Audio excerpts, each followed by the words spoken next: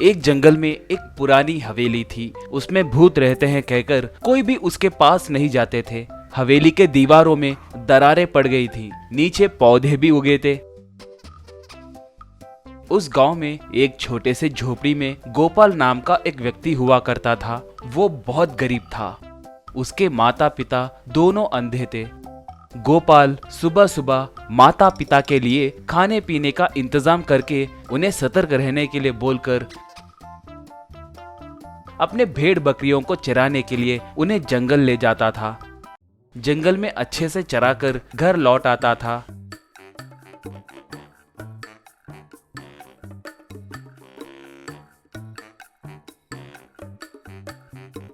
घर आने के बाद माता पिता के लिए खाना बनाकर परोसता था।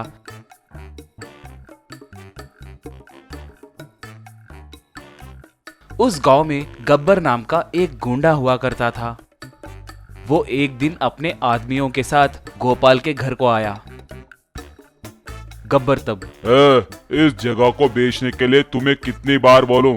तुम्हारे जगह के बगल में ही जमींदार जी की जगह है। तुम्हारे जगह को भी मिलाकर वो एक कॉम्प्लेक्स बनाएंगे बोल रहे हैं। अपनी जान बचानी है तो जितने पैसे दिए उतने लेकर उन्हें जगह बेचकर ये झोपड़ी छोड़कर चले जाओ। अगली बार बोलूंगा नहीं, सीधे तुम्हारी जान ले लूंगा, कहकर धमकाकर चला गया। पिता तब, बेटा वो जो कहता है वो करके दिखाता है, हम कहीं दूर जाएंगे बेटा, कहा। तो गोपाल, पिताजी हम इस झोपड़ी को छोड़कर कहाँ जाएंगे? बोलिए, हमारे जैसों का साथ वो भगवान कभी नहीं छोड़ते। हम इस जगह को खाली करके कहीं नहीं जाएंगे, कहा। ऐसे थोड़े दिन बीते। एक दिन गब्बर और उसके आदमी तलवार चाकू पकड़कर गोपाल का पीछा करने लगे। उसे मारने के लिए लोग पीछे पड़े हैं, इस बात से अनजान गोपाल भेड़ बकरियों को लेकर जंगल गया। इतने में एक बकरी भागते हुए उस महाराज के हवेली के अंदर गई। मी गोपाल ये देखकर उसके पीछे पीछे उस हवेली के अंदर गया। ये देखकर गब्बर का आदमी, बाप रे, ये क्या भाई? वो उस भूत के हवेली के अंदर गया? बाप रे, मुझे डर लग रहा है, कहा। गब्बर तब, चलो अच्छा हुआ, जो काम हम करना चाहते थे वो काम अब वो भूत करेगी, चलो चलते हैं, कहकर सब वहां से चले गए। गोपाल हवेली के अंदर बकरी को ढूंढ रहा था, तभी उसे एक पुराना तंदूर दिखाई दिया। इतने में अचानक से वहां पर महाराज की आत्मा प्रकट हुई। गोपाल उसे देखकर डर गया। महाराज तब, बेटा डरो मत, मैं कुछ नहीं करूंगा। ये एक माया तंदूर है, इसमें एक समोसा रखे तो ये 100 समोसे देगा। एक जमाने में मैंने एक आदमी को मार के इसे पाया था, मगर जो आदमी मरा था वो एक स्वामी जी का प्रिय शिष्य था। उनके शिष्य को मारने के वजह से स्वामी जी को मुझ पर बहुत गुस्सा आया। मुझे इस भूलोक में आत्मा के जैसे भटकने के लिए श्राप दिए। बाद में मैंने उनके पैर पकड़कर मिन्नतें किया तो अगर मैं किसी अच्छे आदमी को ये चमत्कारी तंदूर दिया तो तब मेरे आत्मा को मुक्ति मिलेगी, कहकर बोले। तुम्हारे जैसे अच्छे आदमी को इसे दिए तो मेरे आत्मा को मुक्ति मिलेगी, कृपा करके इसे ले जाओ बेटा, कहकर वहां से गायब हो गया। ऐसे गोपाल अपने घर के सामने तंदूर और एक ठेले को रखा।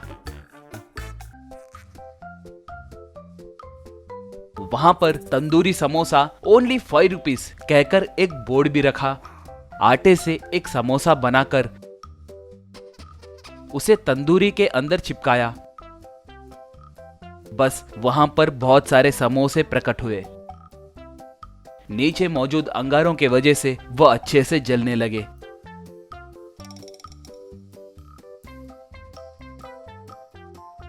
गोपाल तंदूर के अंदर से एक एक समोसे को निकालकर ठेले के ऊपर रखा।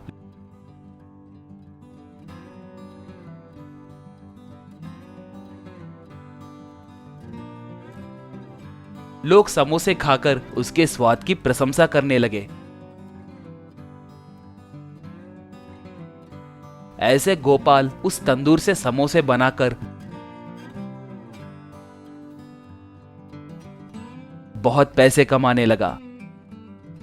एक बार गब्बर का आदमी गोपाल और उसके माता पिता उस तंदूर के बारे में और उसे देने वाले महाराज के बारे में बात करते हुए सुन लेता है। वो तुरंत जाकर ये बात गब्बर से बताता है।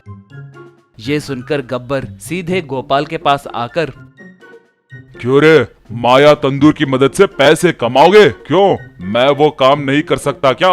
रे, हम इस तंदूर को अपने घर ले जाएंगे, चलिए। कहा। ऐसे वो तंदूर अब गब्बर के घर के पास था। गब्बर अपने आदमियों से, आज से इस गांव के सारे होटलों में समोसे बेचने वाले हर एक को मेरे पास से ही समोसे खरीदने के लिए कहो, नहीं तो मेरे हाथों मारे जाएंगे कहकर धमकाओ। रुकिए, इसके अंदर एक समोसा रख कर देखता हूँ। कहकर समोसा लेकर तंदूर के अंदर झुका। बस उसके अंदर से एक हाथ बाहर आकर उसे पकड़कर अंदर खींच लिया। वो अंगारों पे गिर के बाप रे, बाप रे कहकर पुकारने लगा तो उसके आदमी मारे डर के भाग गए। बाद में गब्बर जैसे किसी ने उसे लात मारा हो वैसे उछलकर मुंह काला बनाकर नीचे गिरा।